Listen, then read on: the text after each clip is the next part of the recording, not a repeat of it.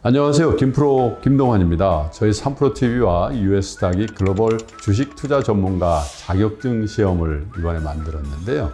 점점 그 중요성이 커지죠. 해외 투자에 대한 지식과 능력을 검증하는 글로벌 주식 투자 전문가 자격증.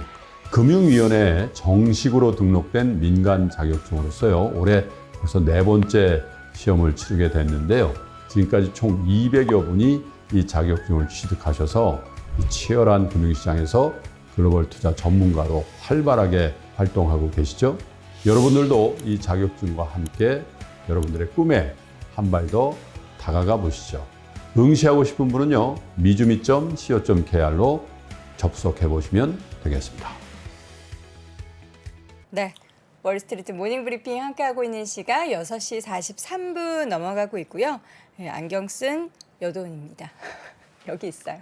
여러분 저 여기 있어요. 오해하지 마시고요. 자, 이번에 심층 인터뷰 케미칼 에너지 투자자문의 차홍선 대표 함께합니다. 대표님 어서 오세요. 네, 안녕하십니까. 네, 반갑습니다.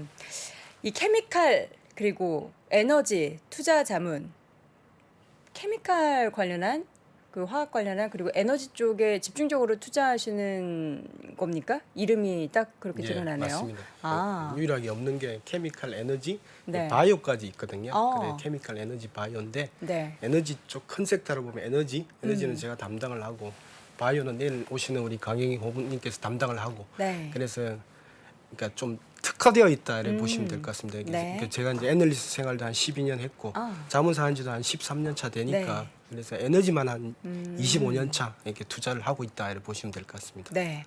자, 그렇다면 오늘 이제 깊게 이야기 나눌 분야가 바로 그쪽인데요. 네. 우리 이야기 듣기 전에 여러분, 좋아요 숫자가 529가 뭡니까? 여러분, 힘을 내기 위해서 좋아요 한 번만 더 눌러주시면 대단히 감사하겠습니다. 자, 그럼 오늘 먼저 이제 국제유가의 움직임이 보면은 요즘에 여러 가지 이야기들, 전망들이 참 많아요. 일단 대표님의 뷰가 궁금한데 저는 이제 어제 인터뷰를 했을 때는 어떤 분은 이제 120달러 다시 간다. 뭐 예전에는 뭐 200달러, 300달러 얘기도 나왔으니까요. 근데 대표님은 어떻게 보시나요? 지금 WTI 기준으로 80달러 중후반대 기록을 하고 있는 상황 속에서. 아까 앵커님께서 배럴당 86달러라고 네. 그죠? 오늘 아침 말씀하셨는데 유가에 대한 전망은 정말 천차만별입니다. 그쵸. 뭐냐면은 그 러시아라든지 사우디라든지 이런 이란이라든지 이런 국가들이 포함되어 있는 오펙한테 물어보면 네. 오펙이나 오펙 플러스한테 물어보면 유가는 당연히 200달러를 가야 된다고 생각하죠. 그들은 배럴당. 그렇죠. 네, 배럴당 200달러 가야 된다고 생각하고 2020년으로 잠깐 돌아가면 그때 당시에 이론적으로는 마이너스 유가까지 기록했습니다. 그죠? 그러니까 마이너스 유가까지 기록했다 이렇게 보시면 될 것 같고 그럼 20달러하고 200달러 사이하고 편차가 너무 심해요. 네. 저는 이렇게 생각합니다. 저는 지금 현재가 86달러가 배럴당 86달러가 적정 유가다 이렇게 생각을 합니다. 왜 이렇게 생각을 하냐면은 첫 번째는 그러니까 큰 그림부터 일단은 먼저 크게 한번 그려볼게요. 네. 이렇게 2011년도 있지 않습니까? 2009년도에 보면 배럴당 140달러까지 갑니다. 140달러 가져가고 전 세계적으로 1등하는 기업은 사우디에 있는 아람코라는 네. 기업입니다. 그러니까 미국하고 그러니까 옛날에 같으면 지금 이제 쉐브론하고 합작했던 그런 회사인데 그 한 2,500조 원 되는 회사고 두 번째 회사가 이제 미국에 보면 엑스모빌이었습니다. 엑스모빌이 500조 원짜리가 기업이 있죠. 네. 한 400조 원짜리 쉐브론도 있고 이런데 그 기업이 2009년도 8년도에 석유가 정말 200달러를 넘어갈 것이다. 200달러를 넘어서 예를 들면 300달러를 갈 것이다. 그때 140달러였으니까 300달러 간다고 그래도 뭐 100% 정도밖에 오르는 거 아니잖아요. 예, 그렇게 예상을 했었죠. 왜냐하니까 석유 자원은 정말 중요하다. 수송용에 휘발유차, 경유차 모든 차량에 필수 연료가 되니까요. 네. 그래서 투자비를 많이 늘립니다. 그래서 한 40조 달러까지 연간 매년 이렇게 쫙 투자를 해요. 그런데 유가가 2010년, 11년을 기점으로 무슨 일이 터지냐면은 미국의 셰일 오일 혁명이라고 들어보셨지 않습니까? 네. 셰일 오일이 터지면서 그러니까 예상하지 못하게 공급이 늘어나는 형태가 나옵니다. 일단 공급 과잉으로 들어갔죠. 그렇죠. 들어가고 두 번째 설상가상으로 그때부터 지금 모든 분들이 다 잘 아는 테슬라가 출현하기 시작했던 겁니다. 원래 그 석유하고 전기차와는 100년 전쟁이라고 그랬습니다. 그래서 100년 전에는 오히려 전기차가 메이저였고 네. 지금 현재는 이제 석유가 메이저지 않습니까? 근데 이제 100년 만에 다시 전기차가 테슬라가 도전장을 내민 겁니다. 그러니까 충격을 받았죠. 그러니까 투자비는 많이 한 상태에서 쉐일 오일이 터져버렸고 그렇죠. 그다음에 전기차가 터져보니까 유가 쭉 빠져가지고 지속적으로 빠지기 시작했습니다. 네. 그래서 $20까지 왔는데 그러다 보니까 엑스모빌이라든지 쉐보레라든지 석유 메이저들이 어떻게 생각했냐면은 석유의 시대가 가고 있구나.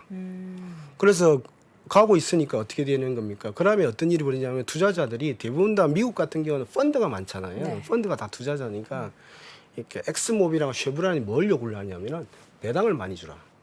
석유의 시대는 가고 있는 것 같아.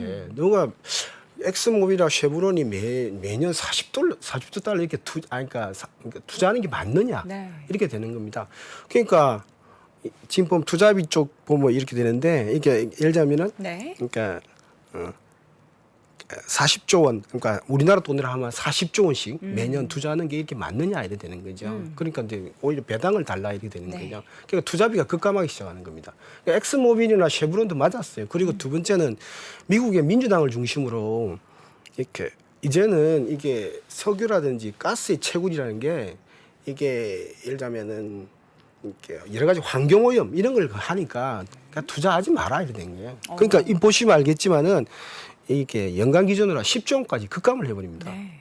그러니까 이게 지금 현재 에너지 시장을 그러니까 좌우하는 대세였어요. 그래서 석유의 시대는 가고 전기차의 시대가 온다 이렇게 된 거예요.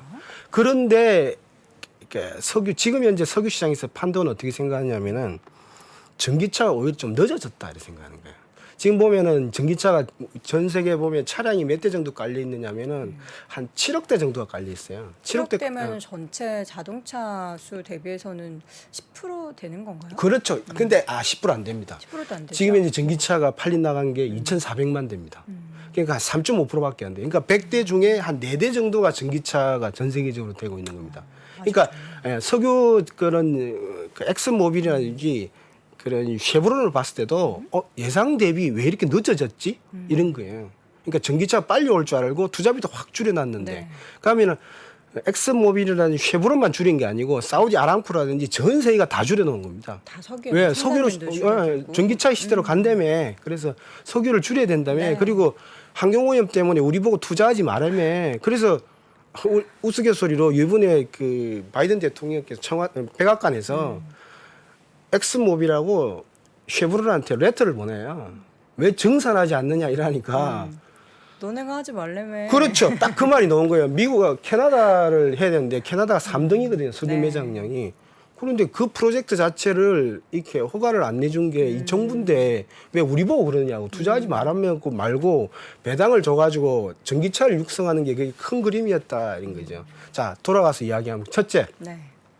투자비가 반토막 이상으로 급감한 상태입니다. 급감한 상태에서 어떤 일이 또 벌어지냐면은 미국이 2020년에 많은 유동성을 풀었지 않습니까? 한 4천조 원을 풀었습니다. 그죠? 그렇죠. 4천조 원에서 그러니까 지금 풀려 있는 돈이 한 8천조 원 되니까 돈이 풀려지게 되면은 당연히 연료 쪽을 자극을 해야 석유를 자극하게 돼 있단 말입니다. 그래서 $20에서 130달러까지 거의 뭐 내가 볼 때는 한 5배 이상 그 급등하는 그런 급등세를 연출하는 겁니다. 네. 그래서 지금 현재 130달러까지 가고 두 번째 또 어떤 일이 벌이냐면은 우리 2022년 올해 2월 달에 보면은 그 러시아가 우크라이나를 침공하지 않습니까? 그러면서 하는 게 그거는 석유하고 조금 낮은 형제 정도 되지만 가스 되지만은 이 가스를 1등 수출 국가가 러시아 아닙니까? 그러니까 밸브를 잠그겠다고 막 이러니까 그러니까 석유하고 가스는 또 연동 관계가 있거든요. 그러니까 뭐 러시아도 석유 시장에서 5등이지만은 그러니까 유동성이 풀려 있는 상태에서 투자는 안 한 상태에서 그러니까 이겁니다. 그러니까 100을 쓴다면은 딱 100으로 맞춰 놓은 겁니다. 그런데 한쪽에서 이렇게 석유 시장 메이저 중에 5등이 밸브 잠그겠다. 그리고 석유는 수출 안 하겠다. 이러니까 유가가 130달러까지 급등을 했던 거죠. 근데 지금 현재는 그러면 이제 86달러잖아요. 그러면은 지금 큰 그림 보면은 그러니까 전기차가 그래도 2,400만 대 정도 깔려 있으니까 3.4%고 그다음에 여러 가지 이제 지금 투자 계획도 나오고 있지 않습니까? 네. 그리고 지금 이제 미국 바이든 대통령께서 일단은 뭐 어찌 됐건 중간 선거든지 뭐든지 간에 유가를 안정시키기 위해서 사우디도 찾아가고 이러면서 정산도 좀 이루어졌지 않습니까? 그러니까 유가 조금 130달러 갔다가 지금 86달러까지 왔는데 팽팽하다 보시면 돼요. 투자비가 이미 낮아져 있습니다. 한 6년 정도 투자비가 절반 정도 반토막이 나는 이거를 상태다. 단기간에 확 끌어올리는 거는 물리적으로 힘들군요. 그렇죠. 그러니까 이제 확 끌어올리려면은 뭔가 투자처가 있어야 되지 않습니까? 그런데 이게 또 그 앵커님 말씀 잘하셨어요. 보면은 미국의 대척점에 있는 러시아라든지 네. 이란이라든지 이런 쪽에서는 우리가 왜 투자를 많이 해야 되는데 투자를 안 하니까 돈을 더 벌더라. 그렇죠. 유가 그런 오르니까. 거죠. 예, 그러니까 그런 효과가 나오는 거예요. 그러니까 바이든 대통령께서는 하는 게 뭐냐면은 엑스모빌이나 쉐브론은 미국이 조절할 수 있지 않습니까? 40개 기업, 석유 개발 기업은 투자를 많이 하라는 거예요. 그러니까 아까 지금 레타에서 뭐라고 왔습니까? 네. 캐나다 개발 프로젝트를 허가해 주라는 거예요. 그러면 우리가 투자를 많이 해서 유가를 떨어뜨리겠다는 게 아니고 투자를 많이 하게 되게 되면 적정 유가로 가는 거 아니냐. 이 지금처럼 뭐 배럴당 130달러 가는 그런 경우는 없지 않겠느냐. 그래서 지금 이제 그러니까 올라갈 수 있는 요인, 내려갈 수 있는 요인, 이게 지금 팽팽하게 마주쳐 있다. 그래서 저는 86달러 선이 유지될 거라 보고 있는데 길게 보면은 2030년 기준으로 보면은 한 8억 대 정도가 이제 전 세계가 보유 대수가 되는데 그때 전기차가? 이거 8억 대가 전체 차량 대수 중에 근데 2030년에 보면 34%까지 올라갑니다. 전기차 오, 비율이. 그러니까 지금 한 3% 깔려 대 있는 10배 기준으로 넘게? 그렇죠. 지금 현재 캐파 기준으로 네. 보면 그러면은 그러니까 어느 정도 윤곽은 나온 거 아니냐. 그러면은 계속 전기차 비율이 늘어나니까 3.5%에서 34%까지 늘어나면 계속 늘어나는 거 아니냐. 그러면 유가의 상승 요인도 제한하는 거 아니냐. 근데 이제 오펙은 그런 거죠. 그러니까 전기차가 더 들어오기 전에 지금 이제 유가 좀 많이 올랐으면 좋겠다는 올라서 입장입니다. 열심히 수익을 내고 수익을 내죠. 있다는 거죠? 수익을 내서 그래서 나오는 게 뭡니까? 사우디의 네옴 시티 아닙니까? 그런 데 가서 우리도 신재생 에너지로 가겠다. 그런 전략입니다. 그래서 유가를 올리는 요인, 그다음 내리는 요인이 팽팽하게 있는 상태에서 86달러를 유지하다가 저는 유가가 점진적으로 떨어질 것이다. 전기차가 더 확대되기 시작하면서 그렇게 보고 있습니다. 대세가 이제 그런 이제 전통 에너지 쪽이 아니기 때문에 그러한 수요의 하락에 의해서 계속해서 유가는 하락을 할 수밖에 지금 수준에 유지를 할 수밖에 없다. 왜냐하면 이제 어쨌든 상승을 이끄는 요인이라는 공급단에서 계속 쥐고 있고 이제 수요단에서는 계속 줄어드는데 이게 팽팽하게 맞서면서 지금 가격대 유지할 것이다. 그렇죠. 근데 그렇게 따지면은 이전에 적정 레벨이 60에서 70달러 수준이었잖아요. 네. 국제 유가가. 근데 그거보다는 높은 거네요. 그러니까 말씀드린 대로 40조 원 하던 투자를 하던 네. 엑슨모빌하고 쉐브론이 20조 원대로 줄여버렸습니다. 절반 이상. 근데 5년 이상 줄여버렸어요. 그러니까 지금 현재 증산을 하려고 해도 증산할 수 있는 물량이 거의 없다는 거죠. 근데 이제 지금 뭐라 그럽니까? 네. 사우디라든지 오펙 플러스에서는 요번에 1억 배럴을 매년 그러니까 1억 배럴 매일 이렇게 생산하는데 200만 배럴 2%를 줄이겠다는 거잖아요. 11월 달부터 감산이 들어가지 않습니까? 그러니까 그런 것도 이제 오히려 유가의 레벨을 조금 높였던 요인이다. 근데 조금만 길게 보면 전기차의 발전 속도가 지금 굉장히 빠르지 않습니까? 미국이 불이 붙은 것 같아요. 미국이 과거에는 전기차에 대해서 소극적이었어요. 서유럽은 적극적이었고 한국도 적극적이었지만 미국이 원래 보면은 미국의 산업 중에서 20% 이상이 석유 산업이지 않습니까? 그런데 이제 미국이 우리나라 와서 바이든 대통령도 그렇지만 와서 뭡니까? 배터리하고 배터리 소재들 기업들 미국으로 가자는 거잖아요. 그래서 전기차에 불이 붙었다. 근데 흔히들 보면 미국 같은 경우가 배터리라든지 배터리 소재에 대해서 약했지 않습니까?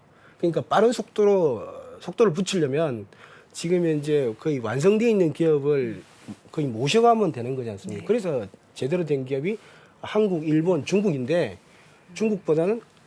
일본도 뭐 파나소닉도 진출하지만 한국이다 해가지고 지금 이제 거의 한국을 거의 황금 모시듯이 해서 모셔가려는 그런 형태가 되고 있다. 그래서 전기차 발전 속도가 빨라지고 있다. 이렇게 말씀드립니다. 전기차의 속도, 발전 속도는 빨라지고 있고 계속해서 2030년 장기적으로 봤을 때는 전기차의 보급도 지금 수준보다는 거의 10배 더 늘어나는 상황. 그 중에서 이제 유가의 움직임은 이제 배럴당 지금 수준, 그러니까 $80 중후반대를 계속해서 어쨌든 유지를 할 수밖에 없다라는 그런 상황을 쭉 청사진을 그려주셨는데, 그럼 그 가운데 있어서 이제 기업들, 그러니까 산업 섹터에 대한 영향을 따지면은 어느 쪽에는 좋고 어느 쪽에는 또 안 좋은 영향일 텐데 어떻게 좀 분리를 하십니까? 그러니까 석유를 쓰고 이게 석유를 가지고 화학을 만드는 업체가 있을 거고요. 그다음에 석유를 대체하겠다고 하는 전기차 업체가 있을 거지 않습니까? 이게 보면은 지금 현재 보면은 이제 예를 들면은 석유 안에서도 그러니까 엑슨모빌이라든지 오렌 버핏이 좋아했던 옥시덴탈 페트롤리움은 예상 대비 이익이 많이 나오고 있어요. 그렇죠. 그런데 이렇게까지 뭐 나올 줄 몰랐다는 거죠. 그러니까 예상 대비 이익이 많이 나오니까 네. 지금 이제 주가가 조금 뭐 사우디 아람코라든지 테슬라는 조금 빠지고 있지만은 오히려 엑슨모빌이라든지 옥시덴탈 페트롤리움은 점진적으로 올라가고 있지 않습니까? 그러니까 예상 대비 우리가 생각했던 것보다 이익이 많이 나오고 있어. 네. 그래서 올라가고 있다 이렇게 보시면 될 것 같고 화학 기업들은 그러니까 우리나라 화학하고 또 미국 화학하고 또 틀린 게 미국 화학은 미국하고 서유럽은 없어서 못 팔았어요. 그러니까 유가가 아무리 130에서 100불 86달러 있어도 제대로 가격이 다 증가가 됐거든요. 그래서 다우케미칼이라든지 라이온들 바셀이라든지 독일의 바스프조차도 이익이 사상 최대 이익을 냈습니다. 사상 최대 이익, 그러니까 의외죠. 우리나라는 거의 마이너스 때까지 올라갔는데 왜 미국이나 서유럽이 됐냐면은 한국은 중국으로 수출하면 중국이 만들어서 미국이나 서유럽을 수출하는 구조인데 이 체인이 다 깨진 거예요. 그러니까 미국이나 서유럽은 가만히 있어 보니까 아니 중국 물량이 안 넘어오니까 우리가 대박이 터진 구조네. 그러니까 가격을 아무리 유가가 $100까지 와도 가격 증가가 제대로 됐던 거다.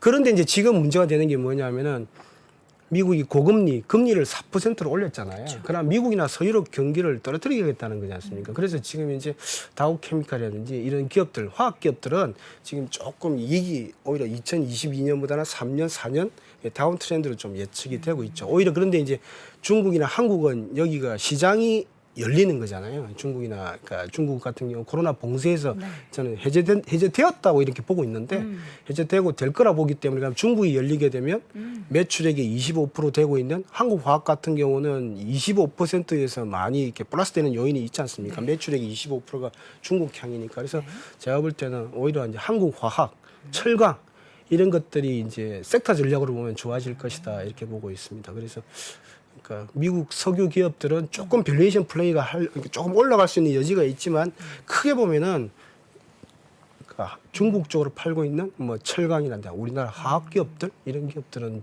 좋아 보인다 이렇게. 국제유가 정세 속에서 우리가 투자 아이디어를 찾는다면 미국 쪽에서 찾기보다는 오히려 한국이다라는 그런 말씀이신 거잖아요. 예. 미국 쪽은 그러면 상대적으로 별로 관련된 섹터가 수익률이 향후에는 별로 좋지 않겠네요.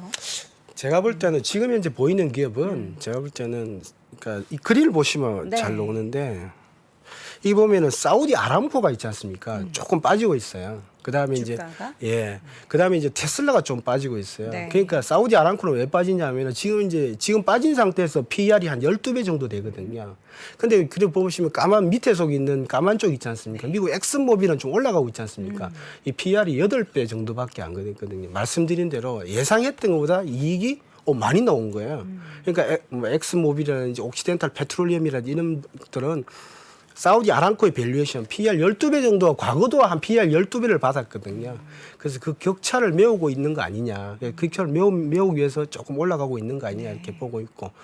예. 그래서 제가 볼 때는 이제 밸런스 미국이나 서유럽은 제가 볼 때는 어느 정도 일정 정도 약간 이렇게 밸류에이션이 적정 밸류에이션에 도달한 기업도 좀 제법 됩니다. 그리고 오히려 이제 참 말씀드리지만은 중국이나 화학 쪽, 한국 화학 쪽 이런 기업들이 오히려 제가 볼 때는 밸류에이션이 낮다 이렇게 보고 있죠. 저희가 이제 미국 주식을 전문으로 이야기를 하지만 어쨌든 미국에서 기회가 없다면 한국으로 돌아와야죠. 그러면 요새 보면 한국 화학 쪽 얘기도 뭐 업황 사이클상 다시금 좀 좋다 이런 얘기들 많이 나오고 있는데 화학 기업을 이야기하자면 어떤 쪽 화학 기업을 주로 긍정적으로 보십니까? 예를 들면은 지금 그림을 한번 보시면은 포스코 홀딩스 당기 순이익 추이인데 요즘 포스코 쪽 좋죠.